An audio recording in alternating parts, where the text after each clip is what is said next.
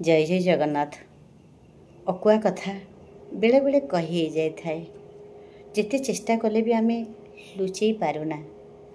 ठीक सेमती मौसा मौसी रास्तार बसी कांदुचंती। सेई बाटे मो रास्ता को जाउथली, मोर किछि जलखिया आनिबार थिला। देखला बेलू मौसी मौसा कांदुचंती। सेमाने मते चिन्हि नांती कि मो तांको चिन्हिनी। मौसी कहउचंती मौसा को, आउ टिके शुणुच, तमे टिके जाइके वृद्धाश्रम देखतनी कोठी जाई रहंते।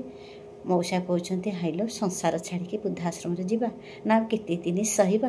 गोटे पुओ तो कहूँ बापा माँ को रखिबानी, आ गोटे पुओ माँ कहूँ माँ बाप सांग होइकी तमे रहिबनी। ताहले कुह आमे सांग होइकी संसार करथिले, सेई पिला मानकु जन्म देथिले, किंतु आज जेतेले आमे बुढ़ा बुढ़ी हेले हमकु से रखिबाको चाहुनाती। ताहले आमे वृद्धाश्रम जीवा। एमती कथा भितर से कथा दी पदटा मो कानेरे बाजिगला।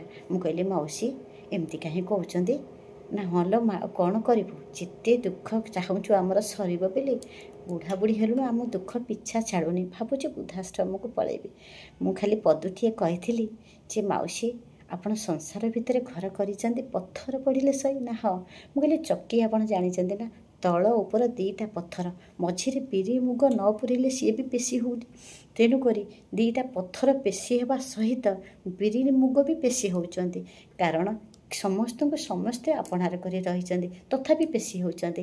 आपण जदि वृद्धाश्रम जीवे, आपण जो बिरी मुग बिहान छाड़ी दे जीवे ना, जो रहिले भी तांकरी कथा भाविकी पेशी हेबे। जे पर्यंत मशाणी के न जाइछंती से पर्यंत खुशी मिलबनी, बरं फल हब से कथा मानि रहिबाको।